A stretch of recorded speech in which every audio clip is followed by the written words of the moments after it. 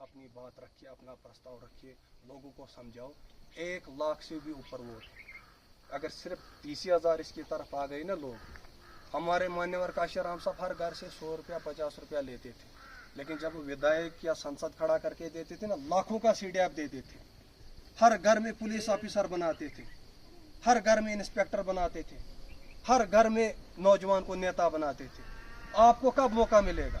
कभी मौका नहीं मिलेगा। यह अपना घर है, अगर हमारा घर एक ही कमरा होगा, उसके ऊपर छत नहीं होगी, टूटी होगी, वही हमें काम आएगी, वही ये घर है। बाद में जो डोडा में इधर निकले ना कुछ आज़ाद समाज पार्टी के लोग, फलानी भीम आर्मी के लोग, वो सारे एजेंट हैं, वो सारे एक इन सत्ताधारी लोगों के एजेंट हैं। तभी आप सबको अपने घर को मजबूत करना है, इस घर की रक्षा करनी है, अपने घर के लिए लड़ना है। मैंने देखा होगा कि ज़्यादा हमारे ही लोग दंगों में बाहर निकलते हैं, हमारे लोग मतलब निकलते हैं दंगों में बाहर। इनको बोलते हम एक सूत्र से बांधेंगे, लेकिन जब खाने की बारी है तब अकेले खाते हैं। हर दंगे में उसे पहले मारा जाता है, जब भी कुछ आंदोलन होता है उसे आगे रखा जाता है, लेकिन जब कुछ हिस्सेदारी भागीदारी देने की बारी है तब वो सबसे पीछे खड़ा होता है। उसको खाने को भी नहीं बाद में कुछ होता, ना पहनने को, लेकिन उसे कभी पूछा नहीं जाता है। वो क्या, हम दूसरों के घरों को बनाने की कोशिश करते हैं, फिर जब वो बन जाता है तब वो हमें लात मारते, बोलता है ये हमारा घर है, निकले यहाँ से।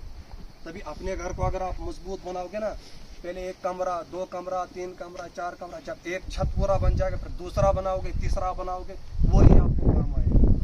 तभी आपको मिलकर ये संकल्प लेना है, ये भोजनों का संकल्प है, हमारे महापुरुषों का संकल्प है, एक विचारधारा है, इसको आप चलाओ और घर घर तक पहुँचो। अपनी बेटी को, अपनी बहन का सपोर्ट करो। आज नहीं है, अगर आपको कुछ दे पाएगी, अगली बार आपके बेटों को भी मिलेगा, आपकी बेटियों को भी मिलेगा, मान भी सम्मान मिलेगा, रोटी कपड़ा मकान भी मिलेगा, सब कुछ मिलेगा। लेकिन आपको एक शुरुआत करनी है, तभी अपनी बहन को, अपनी बेटी को आप सपोर्ट करो। हाथी के ऊपर आप अपना बटन दबाओ, बहुजन समाज पार्टी का साथ दो। मैं आज भी देखता हूँ 96 से लेके आज तक इस चुनाव वैली के अंदर बीजेपी 800 वोट लेती थी, 500 वोट लेती थी, 600 वोट लेती थी, लेकिन इनके बुजुर्ग अपने जेब से 100-100 रुपये पे पार्टी को चलाते थे। अपना जो इनका लड़का कोई आगे आता तो उसका सपोर्ट करते थे। तभी आपको भी अपनी बेटी का, अपनी बहन का सपोर्ट करना है। बूंद बूंद से तालाब बनता है, उसी से फिर समुंदर बनता है। आप देखते होंगे ये जितने भी दरियाएं, जितने भी झरने, जितने भी नाली, सबका पानी एकत्रित होकर समुंदर में जाता है, फिर जाके एक समुंदर तैयार होता है, फिर जाके केंद्र में इनकी सरकार बनी।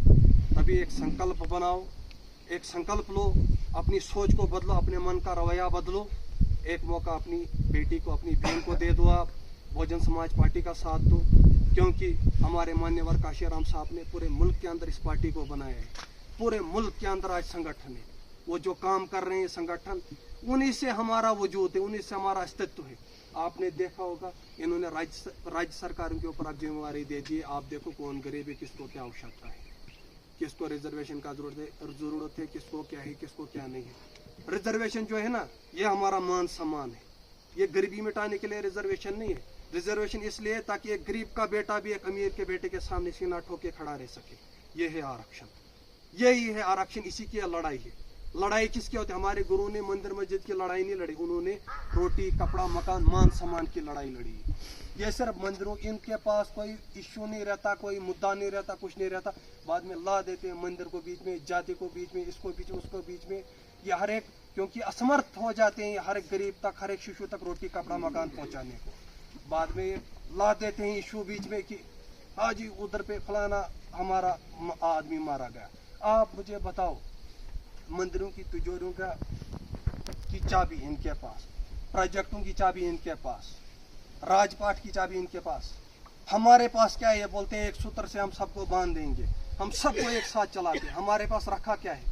अगर हमारे पास रखा भी एक आदमी रखा है हमारे समाज का, वो कर रहा है अपने रिश्तेदारों की सेटिंग और अपने आप की सेटिंग, क्योंकि हमारे गुरु काशीराम साहब ने कहा हमारा समाज बहुजन समाज है, 85% बहुत बड़ा है। ये इतना बड़ा है कि इस तक बहुत मुश्किल हो जाता है हर घर तक रोटी कपड़ा मकान पहुंचाना। आप बताओ, अगर ये बनेंगी अपने समाज को खिलाएंगी कि ना आपको खिलाएंगे?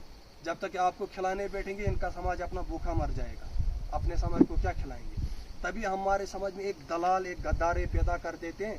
वो अपने परिवार को, अपने घर को देखता है और वो सबको बोलता है ये जीतेगा नहीं, ये जीतेगा, ये कम है, ये जीत जाते हैं, आप ज्यादा, आप क्यों नहीं जीतोगे?